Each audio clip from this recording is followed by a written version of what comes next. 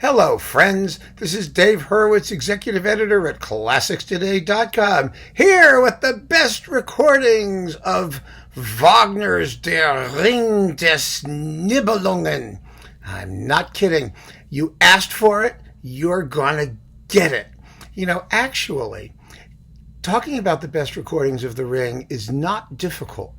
It truly is not difficult. The problem with the best recordings of The Ring is the same thing with the best recordings of Bruckner. You have to deal with Wagnerites. And I really hesitated to take on this little challenge because Wagner people are a cult, like the Bruckner people are a cult, and the Mahler people are a cult, and cultists are nuts, first of all. And so I didn't want to spend so much time weeding out the comments to get rid of the crazies, but I'll do it. I'll do it. It's okay. It's easy now on YouTube. I can just delete the cookies, and so I will delete them. But, they have crazy Wagner people, and on top of that, you have crazy opera people, and on top of that, you have crazy Furtwängler people, and it's endless. And then on top of that, you have crazy historical recordings people. And so you add up the insanity and it just piles up. It becomes bigger and bigger and bigger until it's as massive as The Ring itself. And so I suppose it's only appropriate that a piece of music this grandiose and this massive in scale and this ambitious should have the biggest collection of lunatics that ever turned on a stereo talking about it constantly. They never shut up. It's endless. It's unbelievable. And the stuff they talk about, you're not going to believe. Fights over who has the best second Norn, or, which Grim Gerda really socks it to him. You know what I mean? Ugh, it's horrible. Just horrible. But hey, we have to deal with it. And so I have finally bitten the bullet, and we are going to deal with it. But as I said, it's a pretty easy call. It all depends on what you're looking for. And frankly, what I'm looking for is great singing. Number one, it's an opera. Operas are about voices. They're about singing. So you want the best singers and the best conducting and the best sound. What could be simpler? And actually, as I said, these are not really difficult commodities to come by, because The Ring is one of those pieces. It's like Mahler's Ninth or Beethoven's Missa Solemnis, or pieces where people tend to want to do their best. Things that really, really matter. Music that you don't BS with. You either know it and you can do it, or you can't. The only problem with Wagner and opera generally, it's an opera problem generally, is that the music is going to get played. It's going to get played because it's great music and people want to hear it, but the voices may or may not exist. And the fact that the voices don't exist doesn't stop anyone from producing the operas. And for example, Pierre Boulez, his ring cycle, the fabulous, famous Patrice Chéreau ring that had the Rhine maidens whizzing around a hydroelectric dam, and it was all done in modern anti-capitalist whatever. It was a revolutionary production, and Boulez was not a bad Wagner conductor, but the cast was only so. Gwyneth Jones as Brunhilde, she tried. Granted, she tried. But her voice was not there. And there are other issues with it like that. And we don't need to deal with it for that reason. I am not going to deal with people who don't have the voices, or who have not really,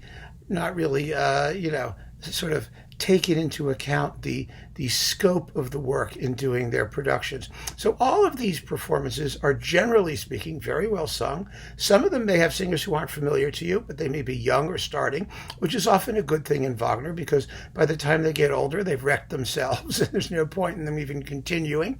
And we will very easily come to grips with how to deal with The Ring. So let us just get started, shall we? I'm going to begin with historical recordings. And I have here 9 ring cycles of various kinds, and they're going to be grouped in trilogies. three, three, and three. We have historical recordings, and then we have the digital world of the ring, and then we have the studio analog recordings of the ring. And there are three in each group, although there's actually three in a bit. But let's just start. You'll know what I mean. First, we're starting with the historical stuff from the 50s, basically. We have to talk about Furtwängler, the Wilhelm Furtwängler. Here is the deal with Furtwängler, and I hope that the Furtwängler cookies will take this for what it's worth, because it's just the truth. Furtwängler was supposed to record a complete ring, a real ring, a studio ring, a something ring. He never got around to it. He died. And so there are two Furtwängler rings that exist. One is the La Scala Milan ring, which has two tiny cuts in it, but it's otherwise fine, and it features Kirsten Flagstad as Brunhilde, and it's quite splendid. And it really is. It's a very, very fine performance in very poor sound. And that's a real problem. It's live poor sound, which means you hear people clomping around and the voices come and go and the orchestra sounds dismal. It just is. And that's one. The other one was recorded with the radio Italian, whatever, the RAI orchestra, whatever it was called, in Milan or Rome, or whatever it was. It's the Radio Orchestra of Rome. They suck. It doesn't matter. He gets them to play very well, but they are not a terribly great orchestra. You have Martha Mödel as Brunhilde, and some of the other people. I think Ludwig Suthaus is Siegfried, and it's a good cast of good German singers who sing decently and Germanically, but the sound also sucks. That was made about 3 years later, and it's on EMI/Warner. Nothing can be done about the sound. You will see that cycle remastered, demastered, free-mastered, endly mastered. I don't know, it's just mastered. It always sounds like crap. There are people out there who believe that they can hear Furtwängler's conception. Of course they can. The conception is obvious. It's just a function of tempo and what limited dynamics you can hear. The voices sometimes come over well, sometimes they don't. It's better in the later recording than in the La Scala recording, although the singers, I think, are probably better in the La Scala recording. I'm not going to go into all the details. All you need to know is that the sound sucks, and I find it impossible to listen to 14 hours or whatever it is of ring operas in which the sound sucks if you don't know what you're listening to. So, this is the point. There is no question that Furtwängler was one of the great Wagner conductors, and his conception of the work was very, very compelling. It really is. Although the live recording from La Scala is zippier than the later one. But it was an enormously compelling vision of the work. He knew exactly what he was doing. He knew how to get it. He knew how to pace it. He knew everything there was to know about how to make the piece really, really compelling. There's no question about it. The problem is that you can't appreciate what he's doing until you already know the work really, really well. So you have something to compare it to. So all I can say to you is this. If you want to sample Furtwängler, and I'm not one of those people who believes that it's going to be like one of those earth-shattering transcendental experiences. It's a very, very good conducting job and very, very good singing most of the time as well, with mediocre playing and lousy sound. So know the ring, and then you can experiment with Furtwängler, because it will always sound like hell, and there is no way around it. No way at all. That's a fact. And now there are opera kookies who don't care, who only listen to voices. They don't care if you can even hear the orchestra. There are Furtwängler kookies who only care about Furtwängler. There are Wagner ring cultists who don't care about anything as long as it's the ring. All of those things apply. And so you're going to encounter them and hear about them. And they're going to accost you in your dreams and haunt your chat rooms and internet researches. But please believe me when I say I'm not suggesting you should not listen to Furtwängler, but I would suggest that you know your Wagner first so that you know what you're listening to. I think that's a sensible way to proceed. So that's Furtwängler. Put it aside for now, because this chat is not for the people who already know what they want. This is for the people who may not know the Ring or may be making up their mind just about recordings. Because I'm not talking about the history of the work or what it means or what the whole... I'm assuming that you want to hear Wagner's Ring because you already know enough about it that it has aroused your curiosity. And the only issue we have to deal with is which recording should you get. So that's number one. Now, there are many, many, many recordings of the Ring that come from the Bayreuth festivals of the 1950s. All kinds of them. And there are more, like it seems, every 5 minutes. All of the Bayreuth festivals in the 50s were recorded. All of the performances at those festivals, it seems, were recorded or broadcast or something survived somewhere. And so these performances exist. And for many, many years, they were not available. They weren't available at all. But now, of course, some of them, they're public domain or they've been, the tapes have finally been accessed and permission secured and they've been remastered and done it. So there is a surprising amount of historical material available. And you will have historical recording fans and Wagner, kooky people who will be telling you that you have to have live Bayreuth historical recordings. There's a reason to have a Bayreuth recording, and the reason, of course, is because the Bayreuth casts were the best collections of Wagner singers that could be got together at that point. I mean, they really were. The orchestra in Bayreuth was always a pickup orchestra. It was always sort of on again and off again, although, always fine for its purpose. And one of the really great, famously great historical rings was this one, the Clemens-Krauss ring. The conductor, it's known as the Clemens-Krauss ring. Now, this was captured in Bayreuth. Let me see, what was the year here? Hang on a momentito. They must tell me here. It's like 53, I think, or somewhere around there. But let's see, Bavarian radio, blah, blah, blah, blah, blah, yeah, okay, yes, does it say? Doesn't even say. I should have all of these memorized. I really should. But I don't, to my eternal shame and damnation, I am sure, because I never really cared. Oh, here it is. What did I say? 1953. Hey, I got it right. What do you know? All right, so the cast is absolutely terrific. It's Hans Hotter, the famous Hans Hotter, who was a great Wotan, and Astrid Varney, who was a fabulous, she was the great Brunhilde between Kirsten Flagstad on the one hand, who Furtwängler has at La Scala, and Birgit Nilsson, who would pop up just a few years later and take over the universe as Brunhilde. But Astrid Varney was a fantastic soprano. Wolfgang Windgassen as Siegfried, the classic German held tenor. Gustav Neidlinger, is like Alberich.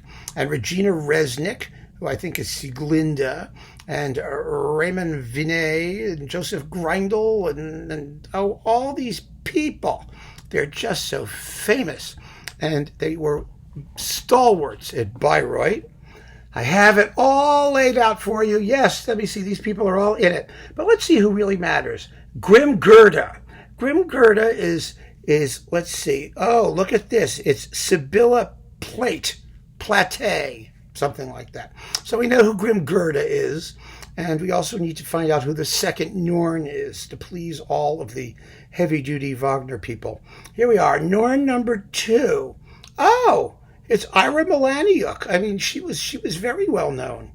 She's a very famous Norn. And Regina Resnick, who is Sieglinde in Die Walküre, is the third Norn in Götterdämmerung. See, they're all over the place. It's all the same people. Anyway, the Krauss ring is very good. The sound, again, is very limited. This was not one of the better recordings sonically that were live. But Krauss was a fabulous, fabulous Wagner conductor. It's a remarkably wonderful cast.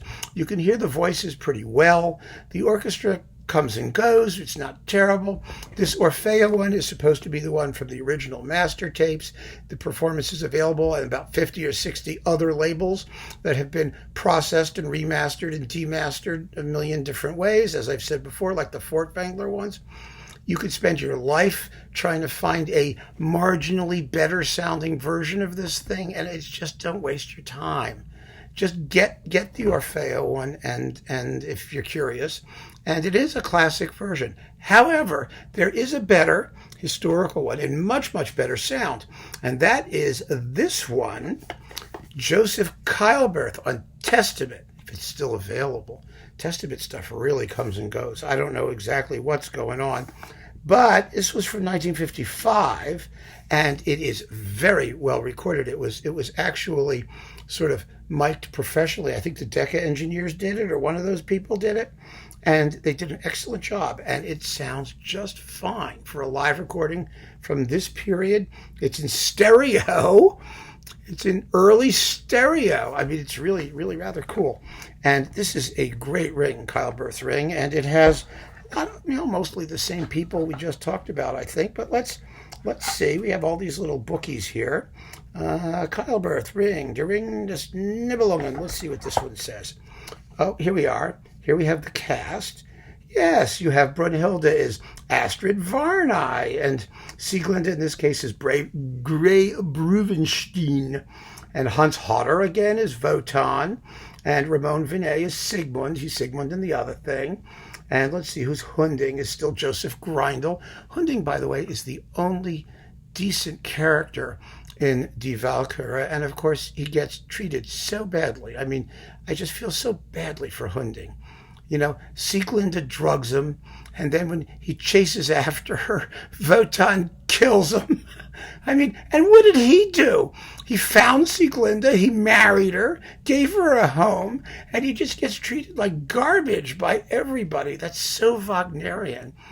Wagner was the Donald Trump of opera. He really was. He just treated all the good guys with such contempt. Anyway. So you know who these people are. It's basically that cast, that kind of cast that you have in the Clemens Krauss ring, only an infinitely better sound. So Keilberth is definitely worth considering in the historical department. My choice for historical rings is not Furtwängler, not Krauss, but Keilberth, because it has the sound. The conducting is wonderful in all three cases. It really, really is. You're not going to find, one conductor notably superior to the other. So there you go. That's your historical choice. So we're going to put this one aside and put these other ones away, even no matter how good they are. And the Furtwängler people will have to just, suck it up. All right, next. Now we're going to talk about modernish digital recordings. First, we have to talk about, because we just have to, Marek Janowski. Now, the Janowski ring originally, I think, was on Eurodisc, and it was the first digital ring. And I guess that means something. I really don't care myself, but it was very nicely recorded, and it features the amazing Staatskapelle Dresden, that great, great, great German orchestra, which is infinitely better than the Bayreuth orchestra was. And, Janowski is a good, solid conductor, almost of the Boulesian type. That is, he tends to be very clear, very swift, not terribly theatrically exciting, and not particularly, heavy-duty Germanic style sort of thing. The cast here is kind of variable. Let's see who we have, who the main people are. Siegfried Jerusalem. He's in here somewhere. This is so tiny you can barely see it. It has Jesse Norman, I think it's Sieglinde, and or Brunhilde. Well, Janine Altmaier is Brunhilde, right? And she's like,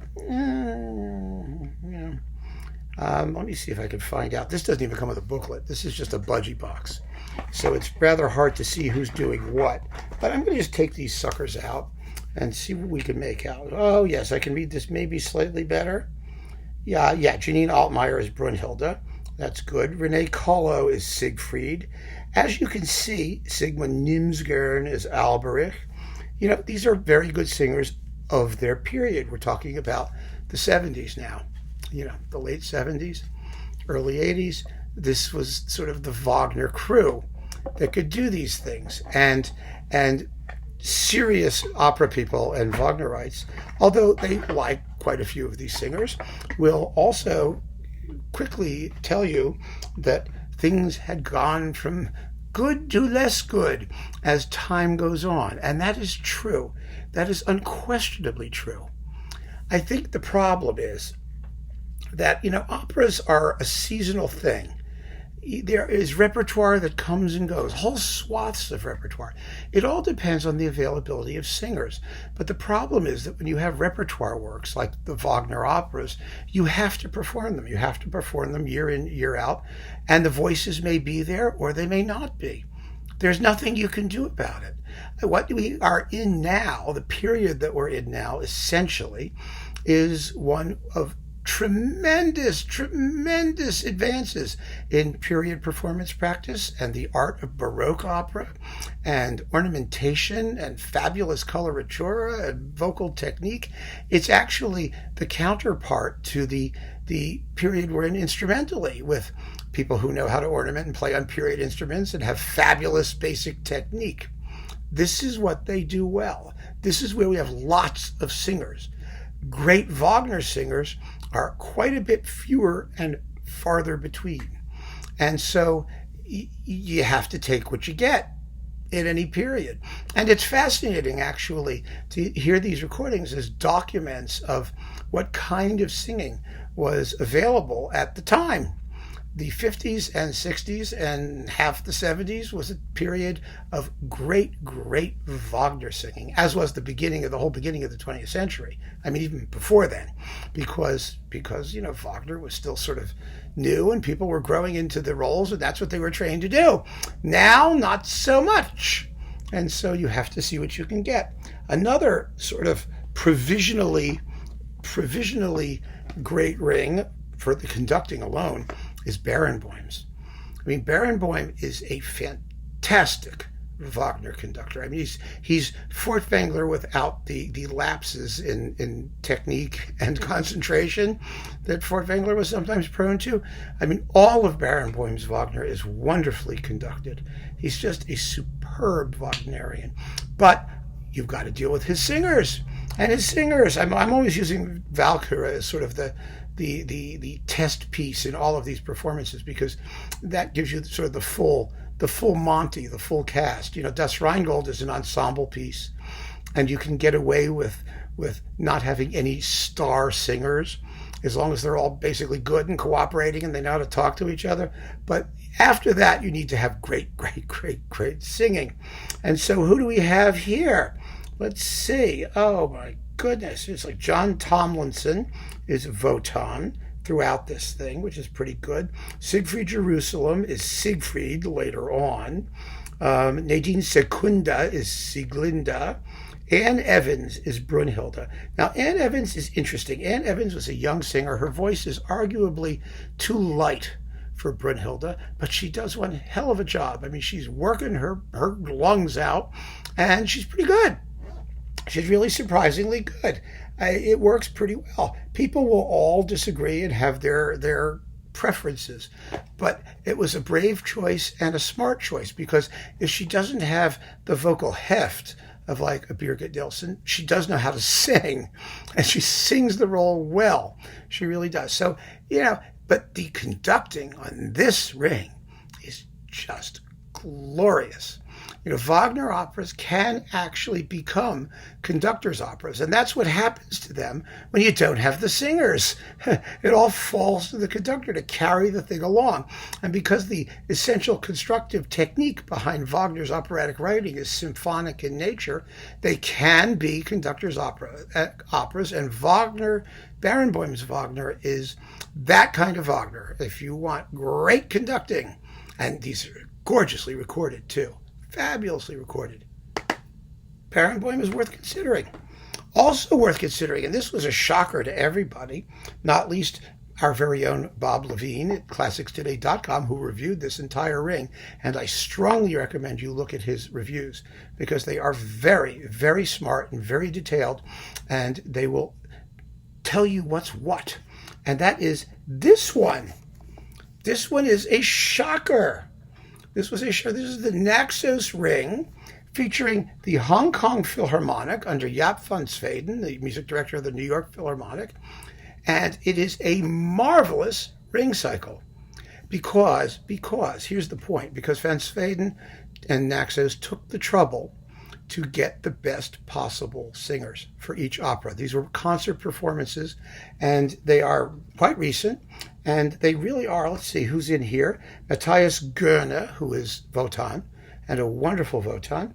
And let's see, Simon O'Neill, Michelle de Jong, who is terrific in the mezzo-soprano roles, Stuart Skelton, who does a beautiful job. I think he's Sigmund, and he may be Siegfried too. Let me just see here. Let's pull this out. Siegfried is Simon O'Neill, pardon me. And he also tries valiantly, shall we say, sings quite well. But for Valkyra, we have Stuart Skelton is Sigmund. I was right. And let's see, who's Heidi? Yes, Heidi Melton is Sieglinde. And who's Grimgerda? We have to know who Grimgerda is, don't we? Oh, here she is. Grimgerda. I can't even pronounce this. It's Oka something. Oh, I can't even do it. Never mind. So it's really very fine. Well recorded, well sung, really what, in a sense, modern Wagner performance has become. It is something that everyone is doing everywhere, and you have to just find the best singers. You have an orchestra, which is not one of the world's greatest orchestras, but which plays very well under a conductor who is very attentive to the music. And as Bob Levine says, Van Sweden's approach is very intimate and chamber-like. It's quite similar to Karajan's recording. And if you're not going to have those huge Wagnerian voices, and remember, Goerne, he's a leader singer, a wonderful leader singer. And so to have him as Wotan, you know that there's going to be a lot of shading of text, shall we say. But when you do it that way, you have a conductor who understands what his resources are and how to use them to best effect. And so this becomes an extremely finely conceived, unified conception of the ring. It's very, very good. I was really surprised. Bob was surprised. We were all surprised, and pleasantly so, because you'd never know what to expect in the world of opera. So this Naxos ring is first class among the modern ring recordings. Very, very fine. So now, at long last, we come to the trilogy of classic analog studio recordings. And there are 3 of them because it's a trilogy. The first being, of course, Karajan's. The Karajan ring was in itself a radical conception because it was so chamber-like. It was so subtle and so sensitively colored. It is gorgeously played, fabulously conducted for what it is, very light textured. It's with the Berlin Philharmonic. It's not a live recording at all. It's a very studio-made recording. And the casting, of course, is Karajan. Karajan's casting was always Karajan's casting. He had very particular demands for what he wanted of his singers, and he really didn't care if they could sing it or not, if he got the voices he wanted. That was why some singers refused to work with him. He had a reputation as sort of a voice wrecker. But there are some fantastic singers in this ring cycle.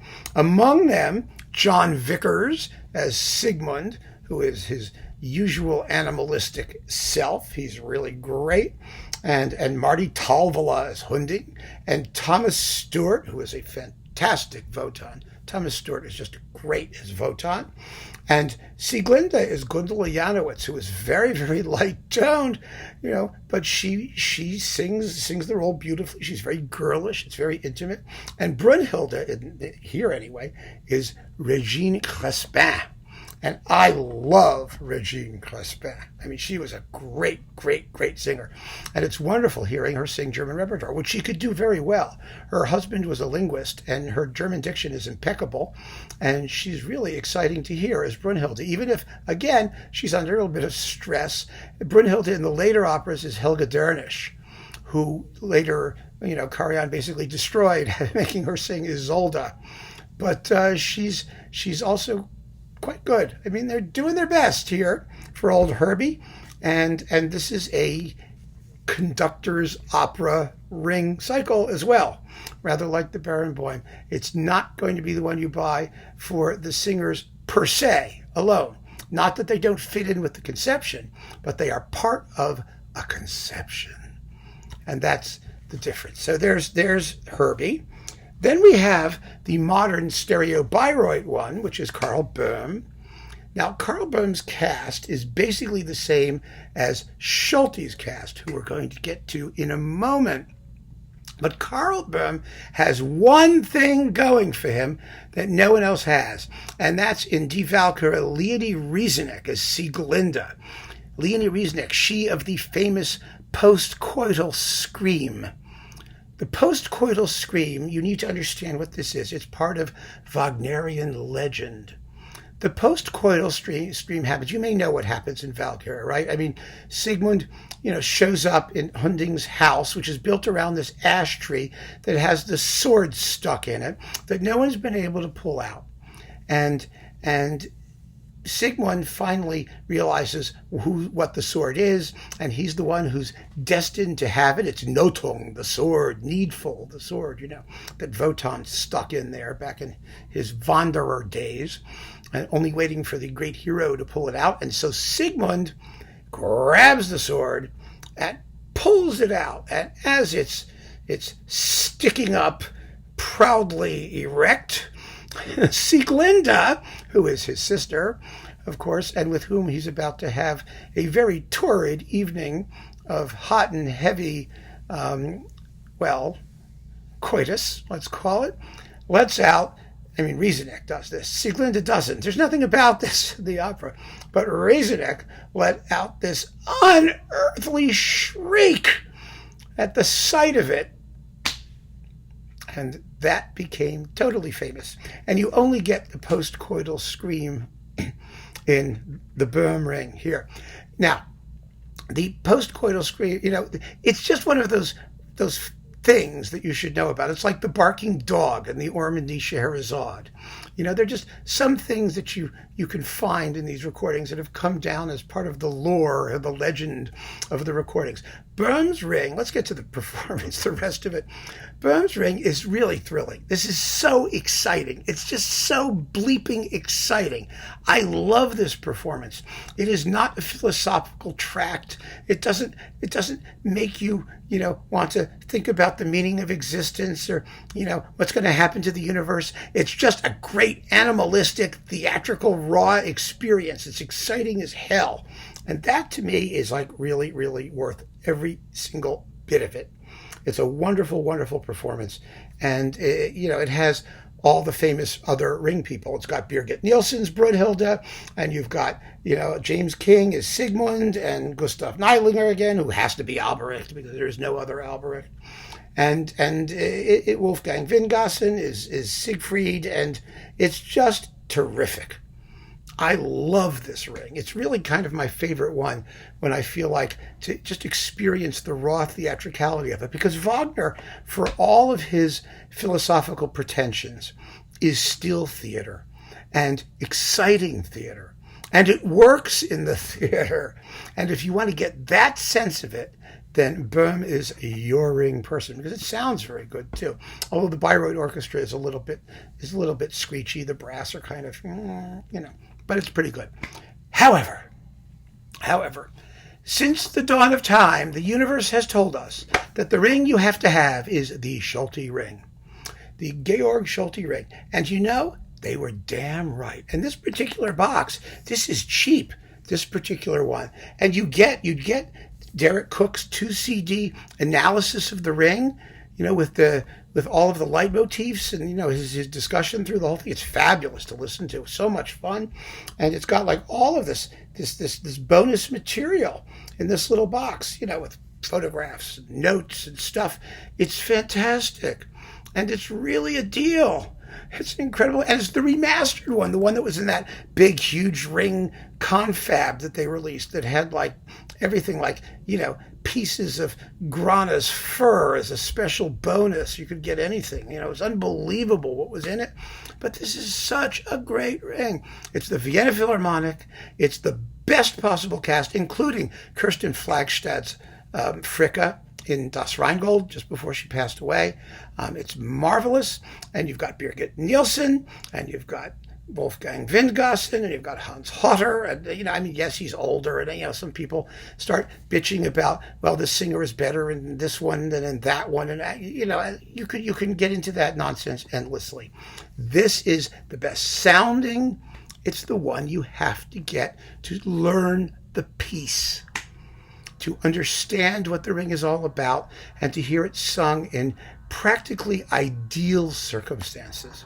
You also have Krista Ludwig here, like Waltrauta, which is wonderful too. It's just a wonderful, wonderful performance. And I just think that, you know, like I said, you will hear all kinds of blowhard gas bag about this or that. The truth is, it's always been very easy. You get Schulte. If you're only having one ring, get Schulte. And if you want more than that, then you can branch out to any of these ones that you want. And you're in business. So my trilogy, my ideal ring trilogy, let's just see what it is here, would be, let me put it together. I'm assembling it. And so that you would just know to have sort of the ring through the ages, I would start out with Keilberth, because you really ought to hear Astrid Varnay and that earlier generation of ring people, and the younger Hans Hotter. He's right. He's the younger Hans Hotter, and he's in here, right? Yes, of course. Yeah, and it's really fabulous, and it's in stereo. And then you move to Jaap van Zweden to see what's happening these days in ringdom, in the ring world, and then you just get the Schulte as your basic ring cycle. And you're in business. Those are your basic three. All of the others you can add in as life goes on, if you're really hooked on the piece and if you really feel that's what you want to do. Otherwise, you don't need to do anything. It's entirely up to you. You don't have to make yourself nuts over it. And so those are my recommendations for the best ring cycles out there. I think they're pretty strong ones. And I know that other people will chime in with their picks for certain things, but I'm talking overall. This is your best bet. Trust me on this one. I know what I'm talking about. I've been listening to this stuff for a good 40 some odd years now, and I think I know where we are. And I hope that this has helped you make some smart decisions in your world through the insanity that is Wagner, that is opera, that is Furtwängler, that is historical recordings, that is all of these kooky subworlds of this glorious mess that is classical music. So keep on listening, folks. Thank you for joining me. Take care.